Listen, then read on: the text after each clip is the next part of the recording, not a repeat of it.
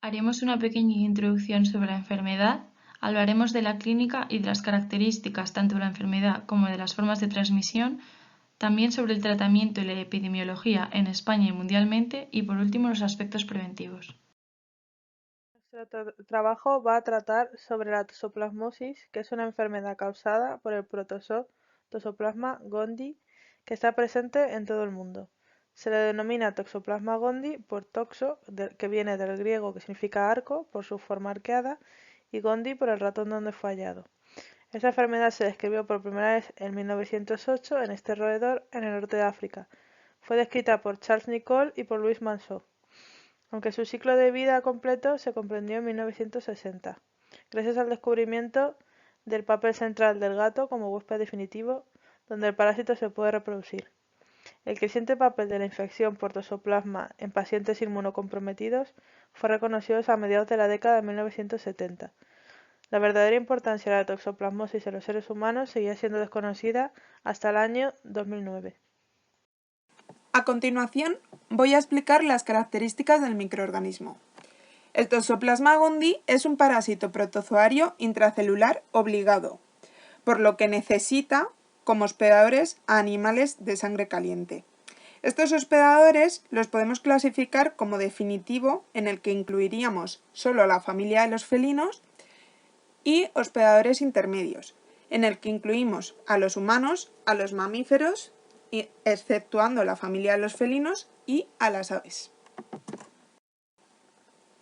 Ahora voy a explicar la forma de transmisión. Las formas infectantes que tiene el Toxoplasma gondii son los zooquistes, una vez que ya no es esporulado, los bradizoitos contenidos en el quiste y los taquizoitos contenidos en el pseudoquiste. La dosis mínima infectiva son 10 zooquistes esporulados. Ahora voy a explicar la forma de transmisión en el hospedador definitivo, por lo tanto hablaremos de felinos. Los felinos pueden infectarse por ingestión de hospedadores intermedios, que ya contengan los quistes en su tejido, como por ejemplo un ratón. También pueden infectarse por ingerir quistes esporulados que ya existan en el medio, por ejemplo bebiendo agua contaminada o comiendo algún alimento que ya esté infectado. En los hospedadores definitivos se produce el ciclo sexuado o esporogónico. Este únicamente sucede en el intestino y va a liberar nuevos zooquistes con las heces del gato. En el caso de los hospedadores definitivos se pueden dar dos tipos de infección. Una infección primaria, en la que los zooquistes solo se van a desprender durante 1 a 2 semanas, aunque en gran cantidad. Y una reinfección, ya que se habrá desarrollado una inmunidad por una infección primaria y en esta los zooquistes se liberarán en menor cantidad y en un periodo de tiempo más corto. Una vez que se han liberado los zooquistes por cualquiera de los tipos de infección, se liberan siendo inmaduros, por lo tanto no tienen capacidad infectiva. Entonces, si encuentran las condiciones favorables, esporulan y al cabo de 1 a 5 días adquieren esa capacidad infectiva, siendo muy resistentes ya en el medio. Los zooquistes esporulados pueden permanecer en ambientes húmedos y sombríos durante más de un año, aunque si se dan condiciones de desecación o de exposición a temperaturas superiores a 55 grados, durante periodos de unos 30 minutos, pierden su capacidad infectiva. Ahora vamos a explicar la forma de transmisión para los hospedadores intermediarios, aunque también se puede dar en el gato si este es el hospedador completo del parásito. En este caso se produce el ciclo asexuado o esquizogónico. Este va a suceder en los tejidos. En este caso el parásito va a migrar a través de la circulación sanguínea del intestino hacia otros órganos y tejidos del hospedador. Se va a quedar en forma de pseudoquiste. es conocido como taquizoíto, donde el parásito va a empezar a multiplicarse y se va a liberar infectando nuevas células. Después de un periodo de tiempo, este pseudoquiste se puede calcificar y formar el quiste o bradizoíto.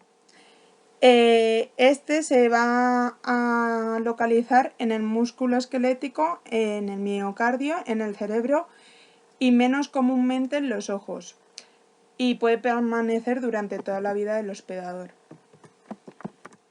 Por último, vamos a estudiar las características de la enfermedad.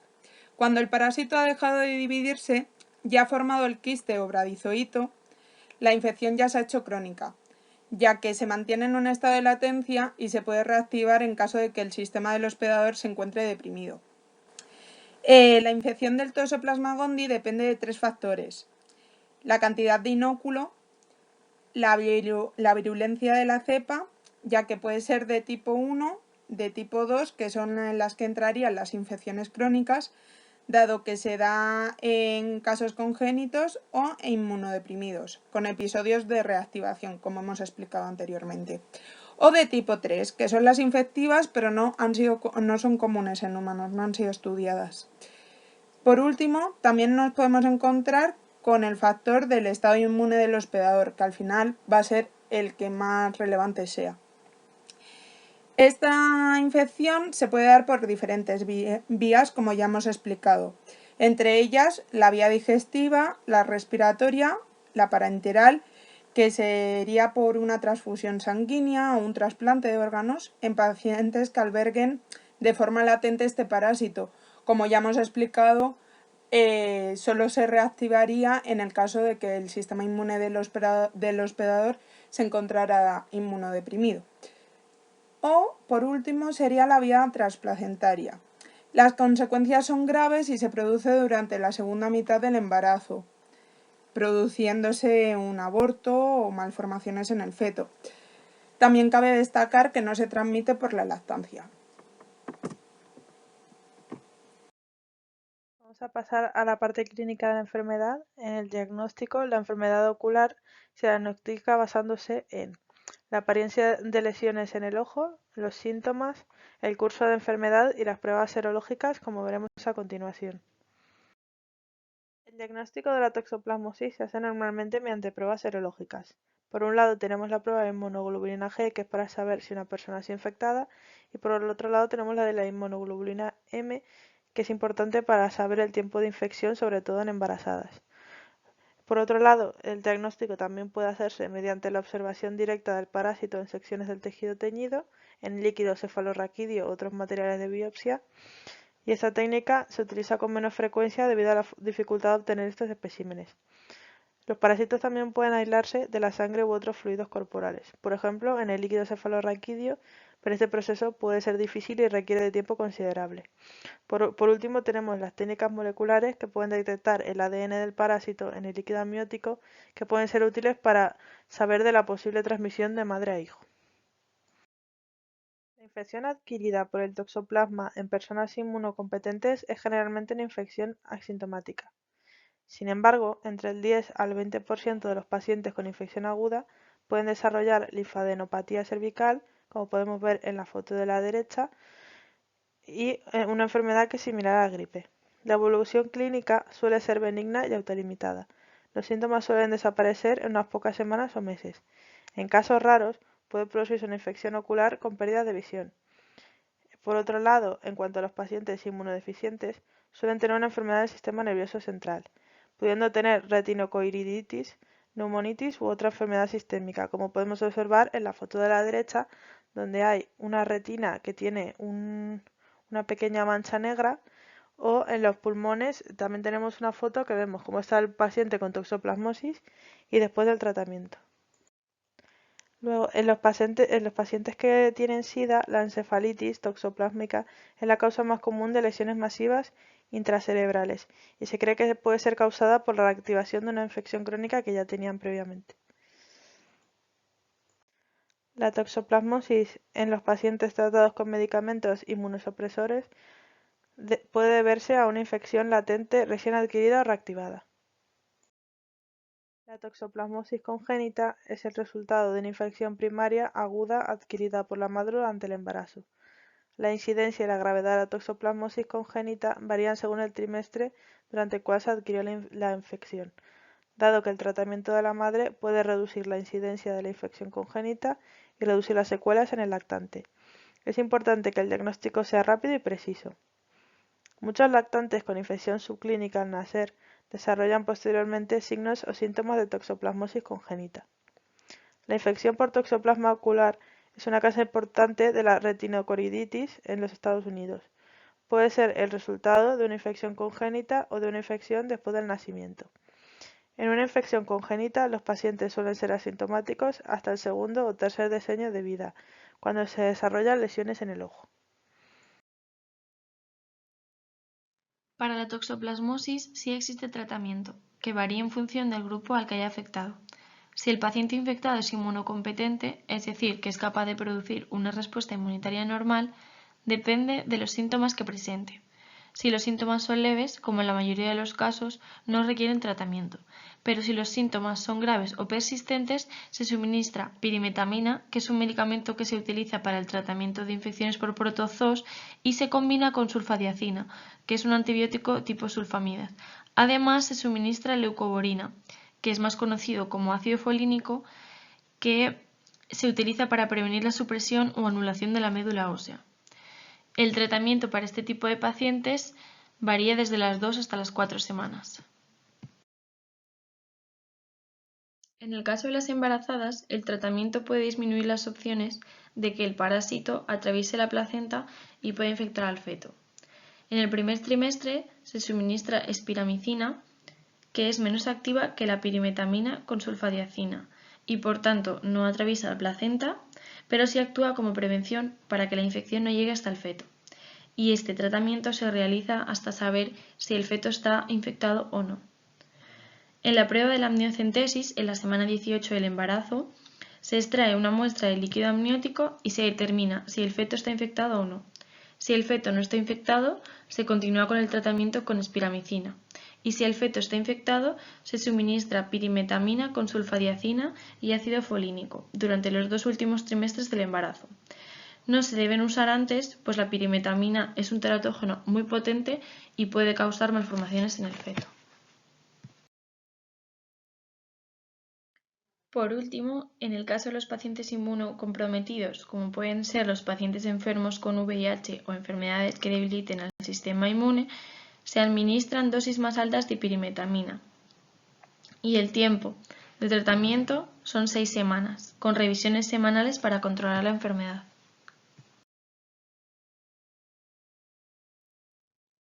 Pues ahora vamos a hablar sobre la epidemiología en España.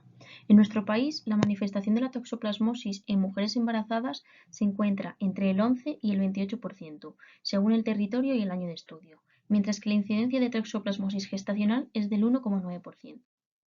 El perfil serológico de las mujeres gestantes ha cambiado debido a la migración, siendo esta enfermedad mucho menor en mujeres gestantes nacidas en España que en mujeres inmigrantes. Dentro del territorio español, Cataluña es una de las comunidades autónomas que tiene mayor incidencia de toxoplasmosis, seguida de Extremadura, Andalucía y Madrid. Entre el 30 y el 60% de las infecciones en humanos son causadas por el consumo de carne cruda, curada o poco cocida, por lo que, a pesar de la disminución de la prevalencia de la enfermedad durante las últimas décadas, las medidas profilácticas siguen siendo la mejor opción para evitar el contagio. Por otra parte, la prevalencia se ve influida por factores como la zona o el año de estudio. Existen lugares con mayores manifestaciones de toxoplasmosis, ya sea por el nivel socioeconómico o las condiciones higiénico-sanitarias, entre otros. El año de estudio también va a influir en los resultados, ya que la manifestación de esta enfermedad ha ido decayendo con el paso del tiempo. La infección puede afectar a cualquier persona y la frecuencia es similar en ambos sexos, aunque se conoce que la prevalencia de la toxoplasmosis congénita aumenta con la edad, partiendo de un 8% en menores de 19 años y un 29% en mayores de 40.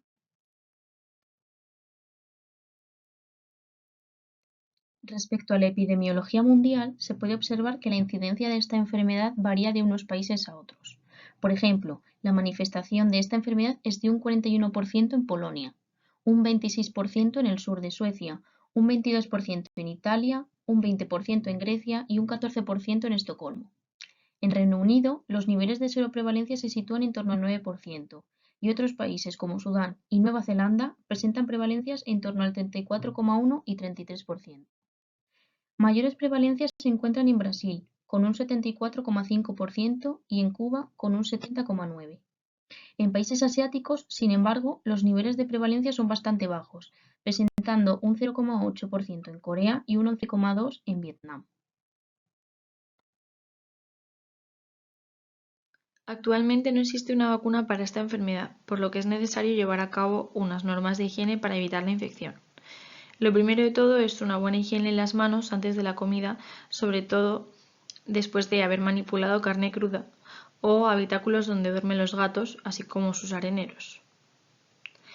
Por otro lado, es importante mantener unas normas de higiene en la convivencia con los gatos, porque son uno de los principales hospedadores del Toxoplasma gondii, aunque los gatos domésticos es muy posible que no hayan tenido nunca contacto con el toxoplasma. Es importante tener una limpieza rigurosa en el arenero de los gatos. Por eso se recomienda una limpieza diaria y una desinfección con agua hirviendo. En cuanto a las medidas higiénicas y la preparación de alimentos, es muy importante mantener siempre las superficies de trabajo limpias, así como los utensilios que utilicemos para su preparación, y debemos lavar las frutas y verduras con abundante agua. Lo más efectivo es el lavado con agua abundante y con ayuda de las manos para arrastrar los quistes que tenga.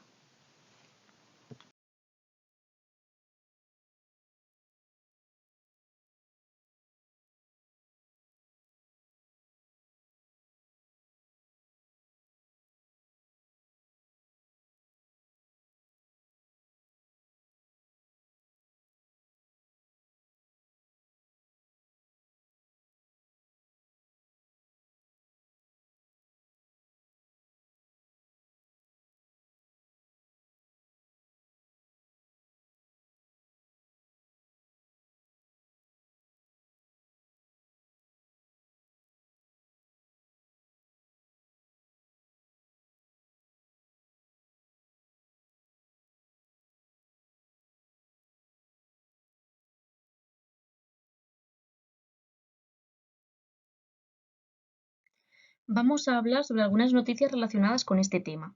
La primera es, el parásito de la toxoplasmosis modifica la conducta de su huésped. Los quistes de T. gondii afectan al cerebro de los roedores, produciendo cambios en su conducta, eliminando su estrés y transformando su miedo hacia los depredadores, provocando así un acercamiento de estos inusual. A mayor número de quistes en el cerebro, mayor impacto sobre el miedo. En el caso de los pacientes inmunocompetentes no se suelen producir alteraciones porque el sistema inmunitario es capaz de controlar el desarrollo de los quistes. Pero en personas inmunocomprometidas hay relación entre la enfermedad y las alteraciones neurológicas, pudiendo ser debida a efectos indirectos por la inflamación del cerebro producida por los quistes. Dependiendo del grado de inflamación, podría desencadenar en otras enfermedades neurológicas. La segunda noticia es: científicos hallan la manera de acabar con el parásito de la toxoplasmosis. Cuando los tejidos de los hospedadores intermedios son infectados por T. gondii, este puede quedarse en un periodo de latencia y reactivarse cuando el sistema inmune se encuentre deprimido, produciéndose así una infección crónica. Aunque existen tratamientos efectivos y nuestro sistema inmunitario sea capaz de mantenerlo bajo control en la mayoría de pacientes inmunocompetentes, actualmente no existen opciones de eliminar los quistes para proteger a pacientes inmunocomprometidos. En el estudio se ha observado que la catepsina proteasa L o CPL es fundamental para la supervivencia de la fase quística del parásito y para causar la enfermedad. Se puede evitar el desarrollo de los quistes y, por consiguiente, la enfermedad interfiriendo la CPL de dos formas, a nivel genético y con un fármaco. La CPL es una enzima que digiere proteínas y que ayuda a los quistes de T. gondii digiriendo al parásito o digiriendo los materiales que pueden entrar en el quiste. Si la CPL se inhibe, se acumulan materiales en las vacuolas produciendo una inhibición del quiste entero. Por lo tanto, el parásito no obtiene nutrientes desde el exterior, produciéndose una autofagia y el quiste se moriría.